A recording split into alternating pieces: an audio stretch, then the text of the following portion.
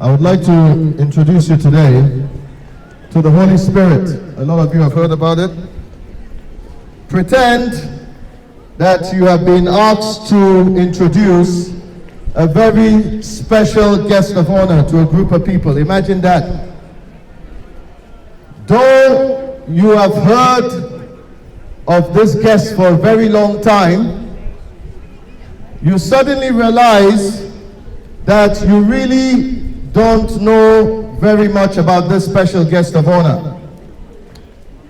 So, you know about things that this guest has done, but you cannot describe this extremely special guest of honor. You can't describe it. This is the way many Christians feel today about the Holy Spirit. A lot of us feel that way. Jesus introduced the Holy Spirit to his disciples with these words: when the Spirit of truth comes, he will guide you into all truth. For he will not speak of his own, but he will speak whatever he hears. He will also declare to you what is to come. This is in John 16 verse 13, I believe. The scripture reveals three basic truths about the Holy Spirit to us. When we learn them, we will be able to introduce him to other people. One, he is all powerful, as in Genesis chapter 1 verse 2, all powerful. We see the effect of the power of his presence at that mysterious and awesome moment in creation when the earth was formless and empty. Darkness covered the earth. The surface of the watery depths, this shapeless globe of matter, if you want to call it that, comes through space with no particular direction or no observable reason to exist at that time. It may appear. The part of God's person that he describes as the Holy Spirit arrived with no warning and began to do a wondrous thing. And the Spirit of God was hovering over the waters, as the Bible says. The original word translated hovering means brooded, which describes the action of a mother bird sitting on her egg, on the nest. Likewise, God, the Holy Spirit, drew life out of the chaotic earth and published light and order at that time in creation. So, isn't that wondrous and amazing when you think about that? The creative power of the Holy Spirit in bringing the physical world to existence was not God's ultimate concern. He knew that the man and woman he would create would sin and become morally corrupt and spiritually dead. God knew that when he started creation. In his love and mercy, God through his Spirit hovers over the lost person and brings life out of death. Static, be very fucking careful with your next words. Yes, you know. So, secondly, he's all-wise and all-knowing. That is another attribute of the Holy Spirit. Because the Holy Spirit is a person, he possesses intellect.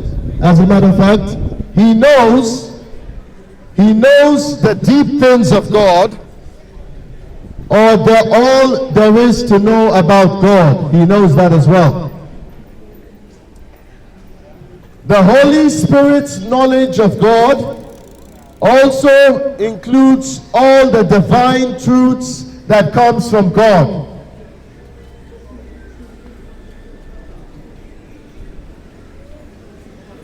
The first requirement of a good teacher is not a charismatic personality or a good vocabulary or a wine somewhere with people, but knowledge of the subject to be taught.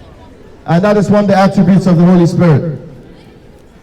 The Holy Spirit opens our understanding to the meaning of the scriptures and shows us how they apply to everyday living.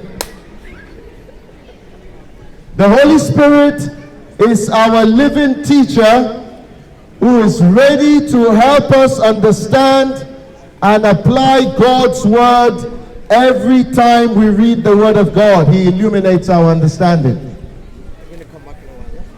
The Holy Spirit possesses emotion along with intellect.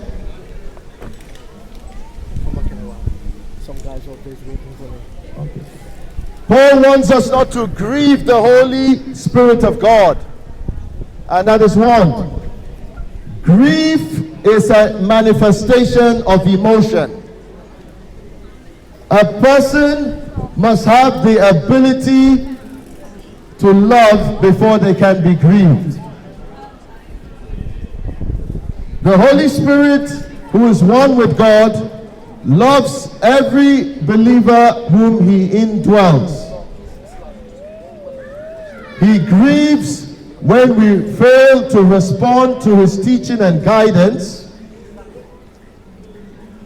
3, he is everywhere present. As in Psalm 139, you can find that there. Surveillance cameras are common today. When we enter a bank, cameras watch us from time we leave our car in the parking lot until we stand at the teller's window. In this psalm, we learn that God's Spirit observes us everywhere we go and is sensitive to our every thought and action. Because the Holy Spirit is everywhere present, God's children are constantly within the caring, loving circle of God's concern. Despite our disobedience and rebellion, he continues to warn us time and time again. If we try to run away from him, he runs alongside us.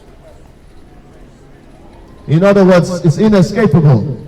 If we attempt to hide from him, he is waiting for us in our hiding place.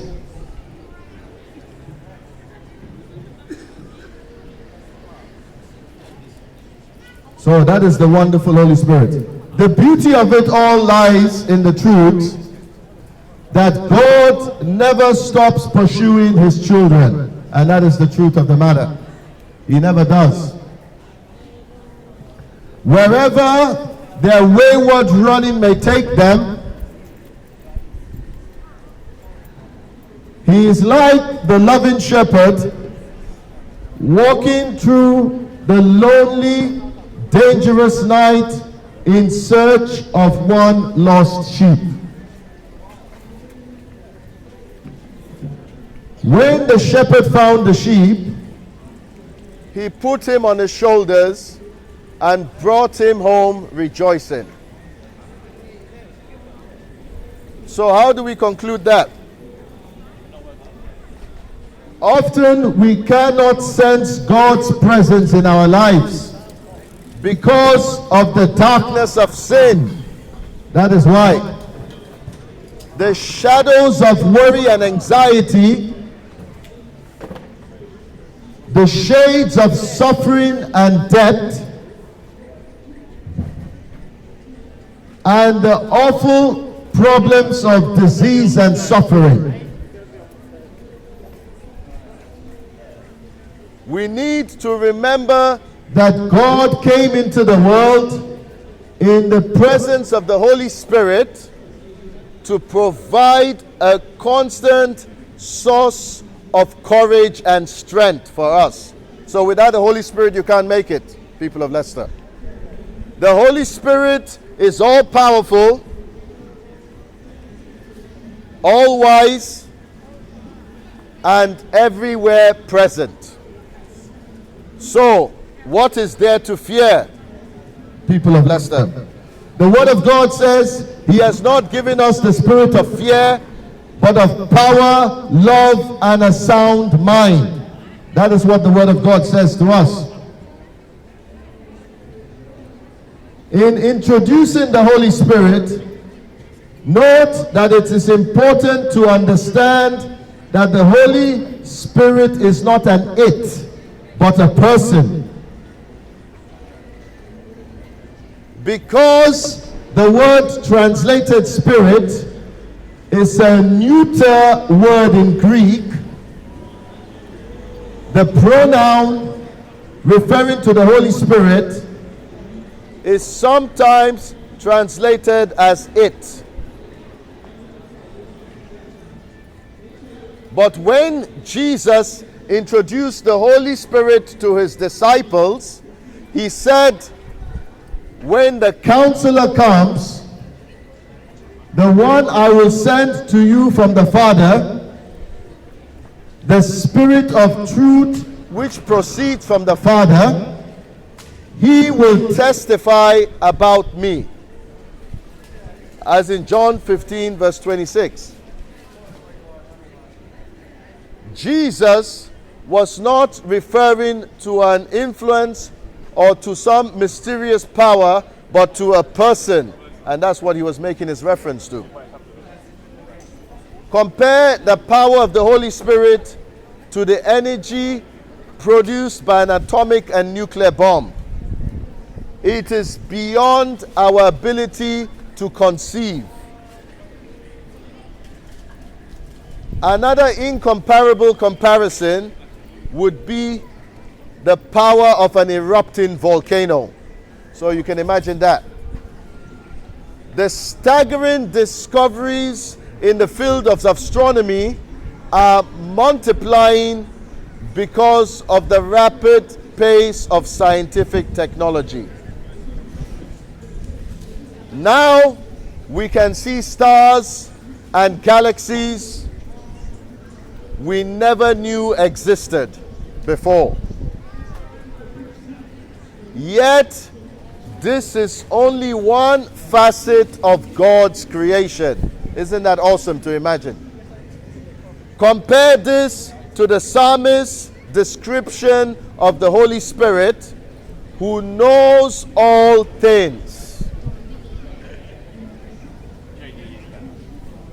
Because God loves us through His Spirit, He dogs our steps like Francis Thompson's hand of heaven, if you like.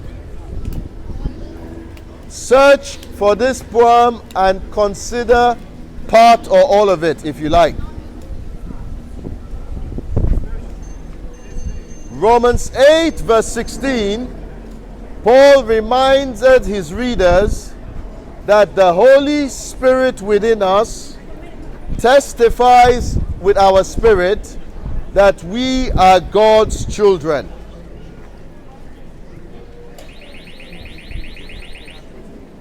There is a phrase that is used to describe someone who is anxious and eager to handle a situation.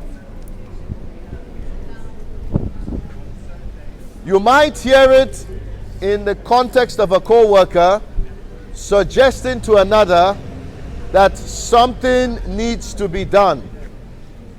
You may have heard of that or been in that context before. In response, I am all over it. Somebody could respond in that way, and With that phrase, they are saying there is no need to worry. I have it covered. When you say I'm all over it, I have it under control. In other words, I understand the situation and I am taking care of it. That's what it could imply when you say that. The world would be a different place if we as believers could respond to the question, how is your prayer life? Would the answer be, I'm all over it, be your response today, people of Leicester? Can you respond in that way when you're asked that question? In Ephesians 6 verse 18, we read the following words. With every prayer and request, pray at all times in the Spirit, and stay alert in this, with all perseverance and intercession for all the saints. That's the word of God. This is one of the Bible's most amazing verses and prayer, if you like. When you examine it closely, you discover some guidelines on how to have an effective and exciting prayer life. The words of the verse reminds us of some things to get all over when we pray. And that is the crux of the matter. With every prayer and request, pray at all times in the Spirit. Are you in the Spirit today, people of Leicester? The Bible tells us we are to pray without ceasing. But for many believers today, many people don't understand it in a practical manner when it says that. Prayer for each individual must become a daily, constant and consistent way of living your life. Prayer. In every given moment, we are only a thought and breath from communicating with God at any given moment. In a day and age where we pride ourselves on high-speed internet connections, we also have a high-speed instant access to the Heavenly Father as well. In the book of Psalms, we get some insights into the approach that David took in praying at all times. In Psalm chapter 4, we are reminded that he prayed before ending the day. Do you do that, people of Leicester? In Psalm 5, we see him start his day in prayer. Do you start your day in prayer? In Psalm 6, we see how he prayed in the aftermath of his failings. In Psalm 7, we read how David prayed when the pressure was on and he was under attack. In Psalm 8, he prayed when he thought of the creative power of God. In Psalm 9, we see that he prayed in times of joy. And it goes on and on like that. In Psalm 10, he prayed when he felt isolated. It is safe to say that David had a lifestyle of praying without ceasing, and stressed how important it is to keep the lines of communication open to God at all times. All types. And stay alert in this with all perseverance and intercession, it says. So what does praying happens In so many ways in the life of a Christian, we offer up prayers of praise to the Heavenly Father. These are prayers where we simply say thanks and express our gratitude to God. We pray about the things that trouble us and that weigh heavy on our heart. We pray for those moments where we have failed and let God down. We pray at those moments as well. An important part of our prayer life is time spent praying for others. Praying is a dynamic and active part of the lifestyle of a growing believer, if you like. The verse reminds us to keep at it and keep praying for others as well. 3 altogether is another word. And stay alert in this with all perseverance and intercession for all the saints. So that is an amazing scripture. Prayer should be a constant for a Christian. Our goal is for prayer to be as natural as reading itself. If prayer can become the habit of your life, then the world, you can look at the world and deal with others in a changing manner of love. In praying for others, we are more likely to remember that we are all in this thing called life together. When you remember to pray for others, we are far too guilty of praying exclusively for ourselves today. We are far too guilty of that. If we can find the right balance, we can open our eyes to the needs of other people as we pray for them as well. So that is important. We will realize that we are all part of the body of Christ. This gives us a new sense of purpose and a renewed sense of hope if we act in that way, as we remember that we are connected to the body of Christ. So how do we conclude that? If we could pray at all times, in all types of conversations with God, and take seriously our role in the kingdom work of God with others, we would begin to experience God in powerful ways. Our lives would become lives that are fueled by a passion for living for Christ. When it comes to prayer, we should be all over that, if you like to say, use that expression. It will help us stay on track as we strive to make a difference in the world around us that seems to be crumbling. So the 4 answers are: in talking with people who are concerned because God doesn't seem to be answering their prayers, to use a simple outline.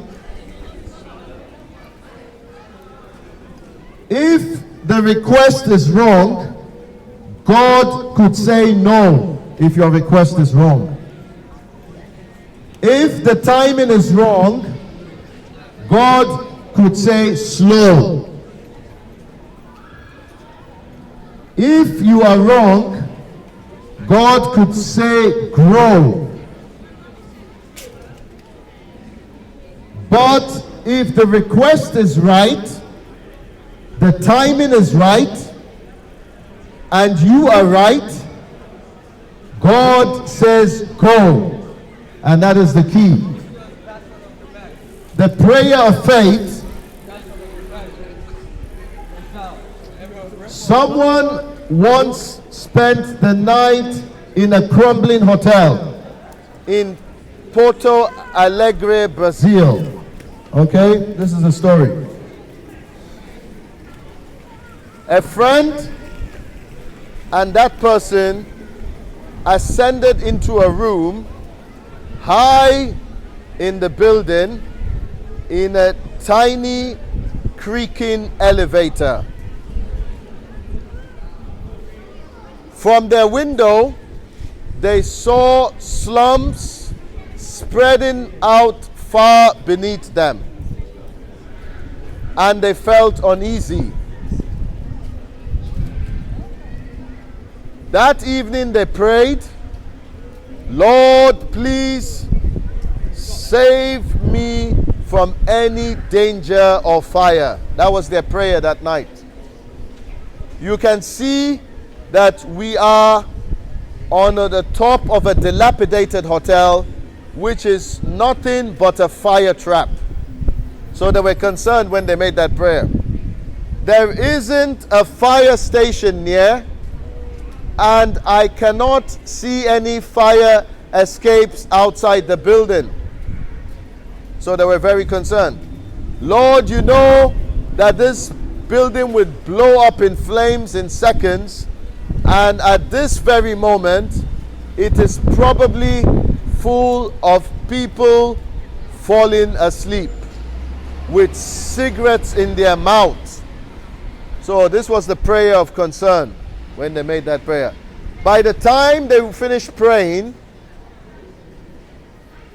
they were a nervous wreck, and they hardly slept a wink all night during that period. The next morning, as they evaluated the inn, they realized that their bedtime prayer had focused on a negative feeling Rather than on God's assurances and promise. And what was the important lesson they learned from that?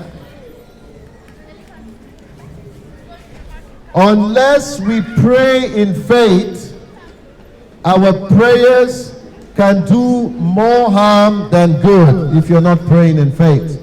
Because without faith it's impossible to please God. So this is what I'm here to say, to let you know. Is that it is crucially important to base your faith on Jesus Christ, because He is the foundation. He is the one that shed His precious blood. He is the one that died on the cross of Calvary. He is the one that left His heavenly abode and came down to earth for me and you to have salvation, to have an opportunity to come to a better realization of the truth of the gospel. But many of us today are caught up in our ways. Many of us today are engrossed in our shopping. Many of us today are only concerned about the here and now. But there is an eternity that cries out to you today, people of Leicester. There is an eternity that cries from where? The pits of hell or the heavenly abode. And there is a choice that you must make. There is a choice and a selection that you must make. You've heard about the Holy Spirit today. You've heard about how to pray in faith today. But the foundation that will lead to these things in righteousness and truth must come to the cross of Calvary and the shedding of the blood of Jesus Christ for the redemption of sins. There is no other second option. There is no third option. There is one and only option which you have the freedom of choice to select, and is the best option available to you, even if you lived life 1 billion times over. That same option would be the best option, the option that takes care of your soul, your spirit, your mind, your body, your members, and that option is Jesus Christ. Because there is no other way. The Bible says the rapture is coming soon. And it says one will be taken and one will be left behind. There's the story of the 10 virgins that says 5 of them had their lanterns full of oil and 5 had very little oil in their lanterns. And the 5 that had very little oil in their lanterns came up to the ones that had their lanterns full of oil and said to them, "Can we borrow your oil?" And the ones that had their lanterns full of oil said, "No, we can't. We have just enough for ourselves." And today I'm telling you, when the rapture happens, it will happen at the sound of the trumpet. The Bible says the dead in Christ will rise first, and those who are alive will be caught up in the air with him and will forever be with him. 95% of the prophecies in the Bible have come to pass already. Go and do your research. Absolutely to 100%. So this is not guesswork. This is not a psychic show. This is not a TV that plays a happy channel. This is the truth and the undiluted truth of the Word of God. And without Jesus Christ fighting your corner, shedding his blood, coming to the crucifixion of the cross, laying down your burdens, your troubles, your worries by the cross of Calvary, there is no hope. Because it says 2 will be in the field, 1 will be taken, 1 will be left behind. It says 2 will be lying down in the bed, 1 will be taken, 1 will be left behind. It says 2 will be crying in the mill, 1 will be taken, 1 will be left behind. And when that happens, the darkness that will cover this world, oh, you have never imagined such darkness. There will be looting. People would take advantage of the situation, looting, pillaging, and all sorts of crimes will be going on once the rapture has taken place. People will be left perplexed, amused, bewildered, shocked. Bewildered and shocked beyond measure to say, why did I miss this? And today is that divine opportunity to come to Jesus Christ, because he is the truth, the way, and the life. And he says none come to the Father except by him. And it says, for God so loved the world that he gave his only begotten Son, that whomsoever shall believe in him shall not perish but have everlasting life. And I'm here to let you know that Jesus Christ of Nazareth loves you. And the Holy Spirit is the only way you can have your lanterns full of oil.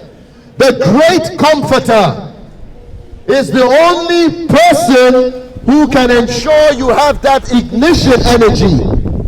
Because many people on that day might rise 2 meters above the ground and they will fall right back down. And they will rip their clothes and say, why have I missed this? Why did you miss it? Because why? You didn't pray, you weren't dedicated to the Lord. It's not by works of righteousness. It is not by works of righteousness, but by faith in the finished works of Christ. But it says faith without works is dead. But when you believe in Jesus, when you come to him, when you accept him as your divine Lord and Savior, when you say, Lord my God, I believe you died for me.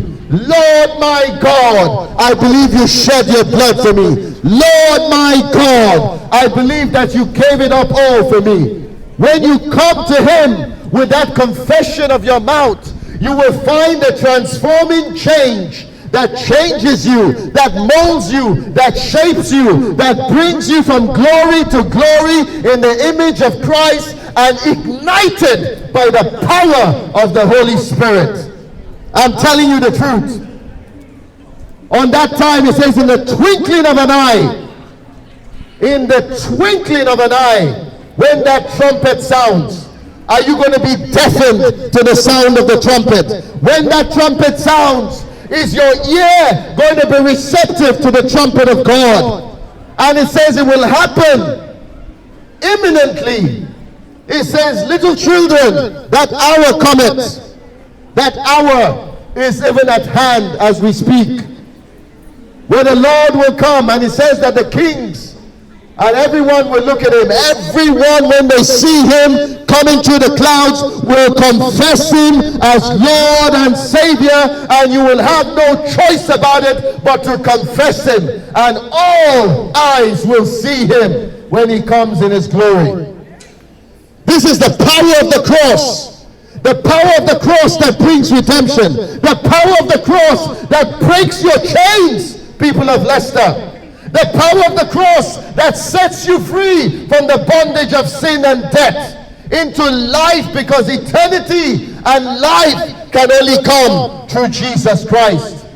Eternity and life can only come through him, because he is the one who was perfect. He was the Lamb of God that laid down his life for this world. But many people today put their hopes and their trust in their work, in their careers, in all these things that can fail, in your ISAs and your investments, in your property portfolio, in your car, in the building which you call home. And all these things will crumble. All these things are temporary in nature. But the only thing that will last long and stand the test of time is the word of God, which will never die but will fulfill therein the purpose. And when he comes, when Jesus comes, which is soon, very soon, because the wars and the rumors and the earthquakes in diverse places and everything has now pointed to the season and time of his coming. And the Antichrist, the son of perdition, will be revealed in not too long the distant future. But God today is calling out to your hearts. He's knocking at the door of your heart. He's pleading with you to say, come to the knowledge of the truth of the gospel of Jesus. Come to the knowledge of the truth of the light of salvation. Come to the knowledge of the truth of the power of his resurrection.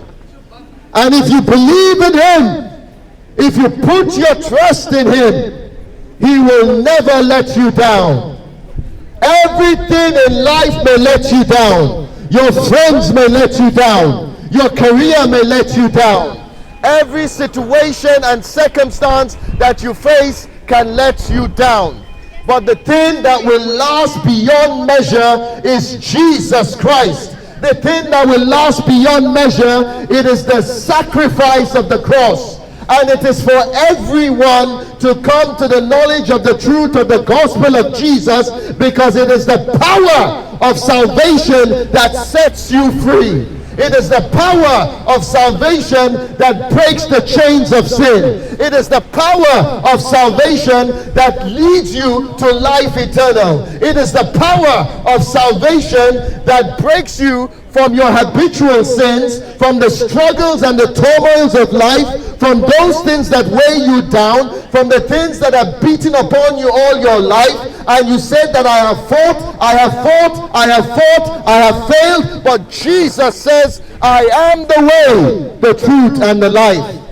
That means when you reach out for the cross of Calvary, he will take you, he will mend you, he will shape you, he will give you an everlasting hope that cannot ever be given up. An everlasting hope that will never let you down. An everlasting hope that gives you a long enduring happiness, a joy. It says the joy of the Lord is your strength. That means you are strengthened in the joy and the knowledge of God that comes through the help and illumination of the Holy Spirit that illuminates your heart. And when you come with that sobriety, broken and a contrite spirit, it says the Lord will not despise. And it is there that the Lord will meet you at your point of need, at your point when you're broken down, at your point when you cannot take another step, at a point when you say that I've given up on life, at a point when you said I'm battered and bruised, at a point where you say I cannot take another step. But it says a righteous man falleth several times but gets up again. So there is a great hope. There is a light of Christ that is powered and illuminated by the Holy Spirit. And you're not in this journey by yourself. He says, I will send a comforter who will comfort you. On the day of Pentecost, as the disciples waited, cloven tongues of fire fell on their head because there was an anointing. And as they spoke with the language of those who were surrounding them. And each one was able to understand them in his own unique tongue.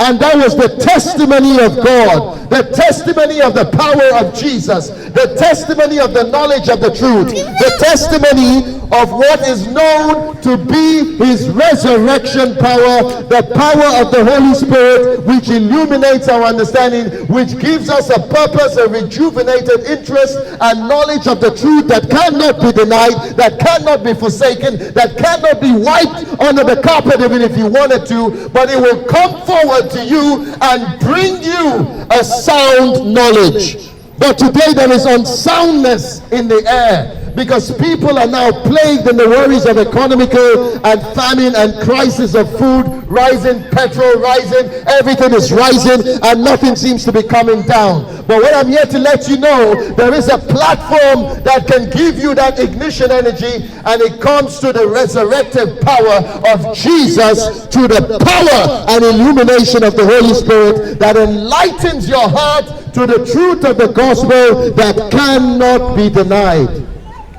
And this is the great measure. This great measure can only come if you come with that freedom of choice and says, Lord, I am battered. Lord, I am bruised. Lord, I can't take it. Lord, I've had enough. Life has given me a hard deck of the cards, and I want that card. You say that if I take your card, which says my burden is light and my yoke is easy, that's what he says to you. If you take that card, it will bring you a rejuvenated purpose in life. It will bring you a destiny-driven purpose in life.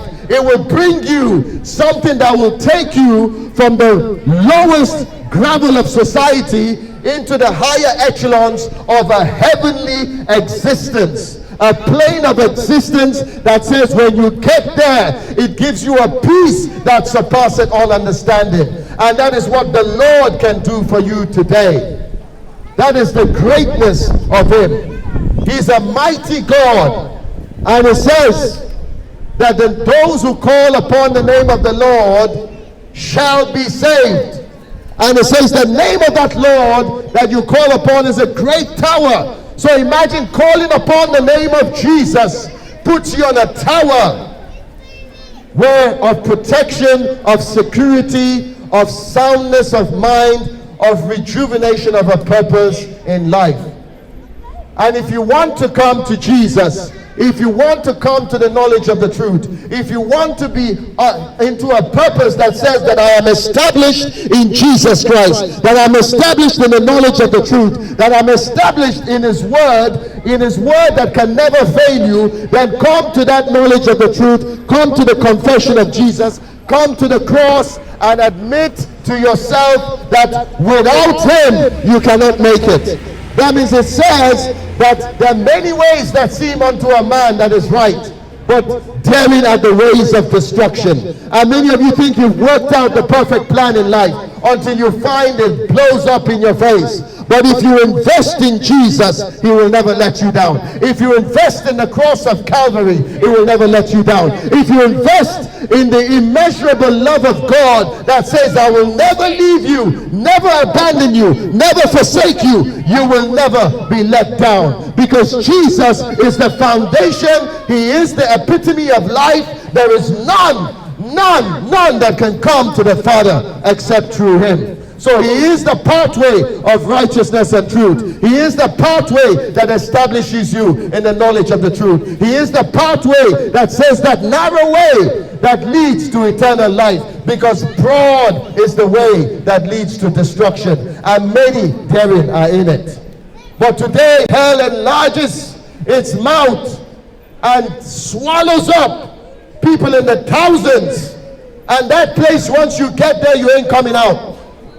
And I'm telling you today that nothing in this life will save you from the fangs of hell except Jesus Christ. Nothing in this life will save you from the fangs of hell except Jesus Christ. Because he is the one that sticks closer than a friend. He is the one that left his heavenly abode, came down, died on the cross, shed his blood. That he was the one that was crucified, beaten, battered, bruised for your sake. And he took your iniquities, he took your sins, he took the curses that were due to you. He took the rightful punishment that was due to you. He took everything that was supposed to be your portion of debt upon the cross. Because the wages of sin is death, but the gift of God is eternal life through Jesus Christ. And there is no other way. But now if you want to give your life to Jesus, make a confession wherever you are. Even if you have to whisper it to yourself, whisper it now, because today is the day of salvation, not tomorrow, because you don't own the next hour. You don't even own next day. Can anyone guarantee me, implicitly guarantee me, that they will be alive tomorrow? Nobody can make that guarantee. So that's why I said, the Bible says today and right now is the day of salvation. And when you come to that knowledge and the confession of Jesus and say, Lord Jesus, I come to you. I am a sinner. I have done grievously against you. I am asking for you today to set me free, to give me an opportunity to come from death to life. I have done grievously against you. Forgive me my sins.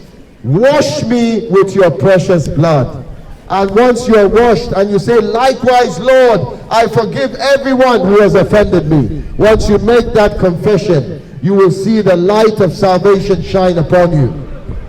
You will see the greatness of the depth of the love of God engulf your heart. It will take over you in an immeasurable manner, in a way that will make you feel and know that you have come to that knowledge of the truth. It will give you a settlement, though things are shaky, though the foundation shakes beyond measure. Jesus will shed that light upon you today. So remain blessed and encouraged in Jesus.